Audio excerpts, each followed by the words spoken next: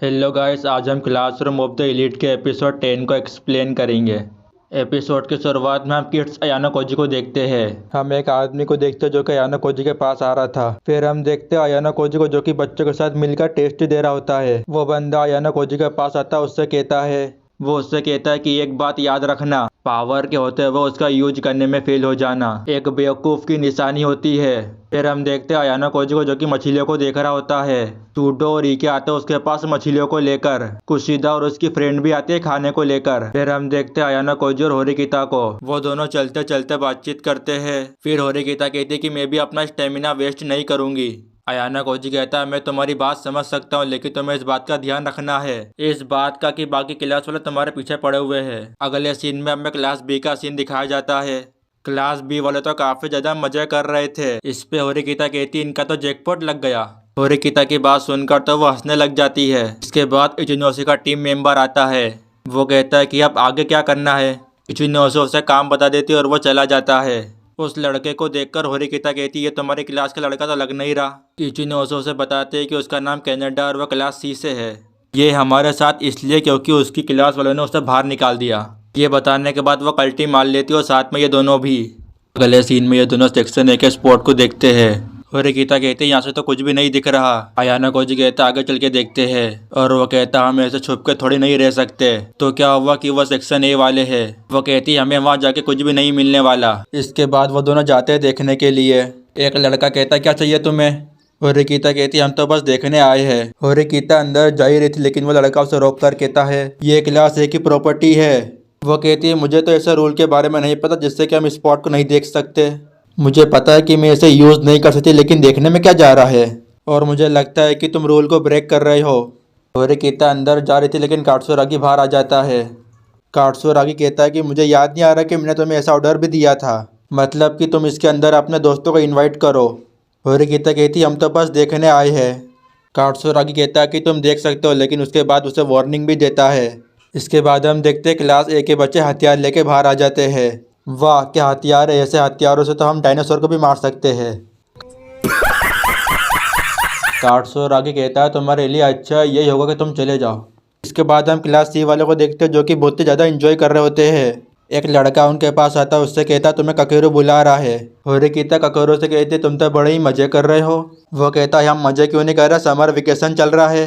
होरिकिता कहती है जिस क्लास का लीडर ऐसा उसके बच्चे कैसे काम करेंगे।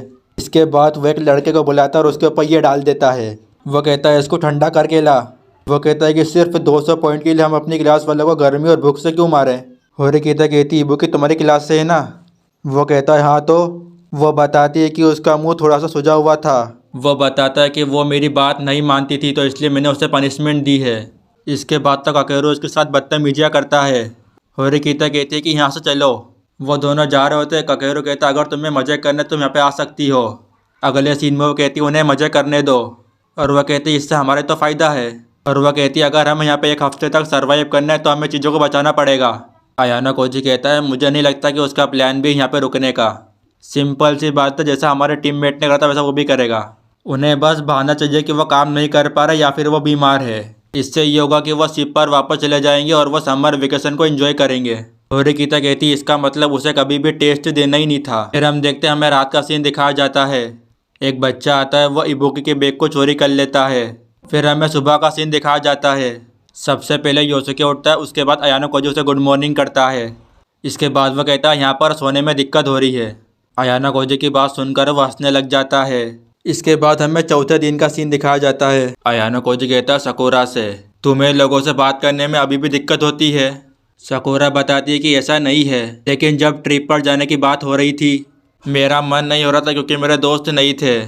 पर मुझे खुशी है कि मैं तुम लोगों के साथ ट्रिप पर आ पाई। अगले सीन में हमें सेक्शन सी के स्पॉट का सीन दिखाया जाता है, लेकिन वहाँ पे कोई भी नहीं था। ये देखकर इचिनोसे कहती है मुझे सेक्शन सी के लीडर से मिलना था। उसका फ्रेंड हमें बताता है कि इस टेस्ट का बस एक ही गोल था कि सभी क्लास वाले अपने पॉइंट्स को बढ़ा सके। जब ककेरो और उसकी क्लास ने ये बीच को छोड़ा वो उसी वक्त उस गेम से बाहर हो गया था।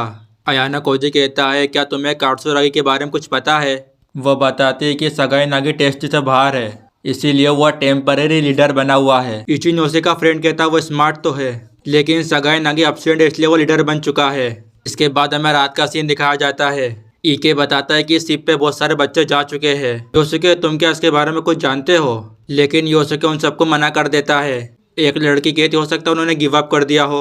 शिदा कहती है मियू से कि अब तुम क्या करोगी? इबुकी कहती है कि मुझे उन लोगों की शक्ल दोबारा नहीं देखनी, और वो कहती है कि मैं यहीं पे रहना पसंद करूंगी। इसके बाद पता नहीं सुडो को कुछ डाउट होता है। सुडो कहता है कि मुझे तो कुछ गड़बड़ लग रही है, क्या तुम सेक्शन सी के प्लान के बारे में कुछ जानती हो? लेकिन वो उसे मना कर देती है। इसके बाद वो वहां से जाने लग जाती है, लेकिन सुडो उसे पकड़ लेता है। मियू कहते तुम अपना हाथ हटाओ। उन दोनों के बीच में लड़ाई होने वाली थी, लेकिन योसुके बीच में आ जाता है। इसके बाद हमें सुबह का सीन दिखाया जाता है। फिर हम देखते हैं सारी लड़कियां चिल्ला रही होती है। लड़कियां कहती है हमें योसुके से बात करनी है। वो कहती है किसी ने कारुइजावा की एक चीज चुराई है, और कारुइजावा भी बहुत रो रही होती है। ईके कहता है क्या तुम हम पे शक कर रही हो?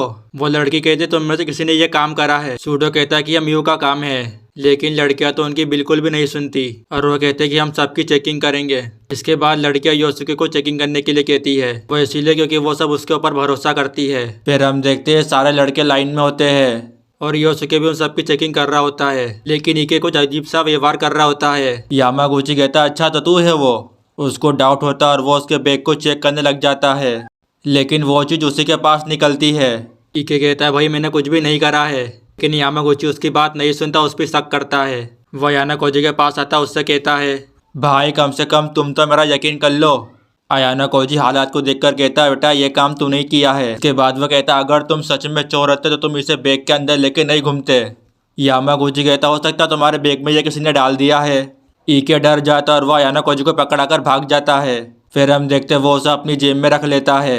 इसके बाद सबकी चेकिंग हो जाती है। लड़कियां डिमांड करते कि आप कपड़े की चेकिंग करो। इसके बाद हम देखते योसुके सबकी चेकिंग करता है। इसके बाद यानाकोजी का नंबर आता है। योसुके को उसके पास वो चीज़ मिल जाती है। यानाकोजी कहता है इट्स ओवर, लेकिन योसुके ये बात किसी को भी नहीं बताता। वो कहता है कि सबकी चेकिंग पूरी हो चुकी है और किसी भी लड़के के पास वो नहीं मिला। लड़कियां कह रही अगर तुम कह रहे हो तब तो तुम सच ही कह रहे होंगे। इसके बाद हमें शाम का सीन दिखाया जाता है। योसुके उससे कहता है कि तुम्हारे पास ये चीज़ कहाँ से आई? वो बताता है कि मुझे ईके ने पकड़ा दिया था और मुझे नहीं पता कि ये चीज़ उसके पास कैसे आई। योसुके उससे वो चीज़ ले लेता है।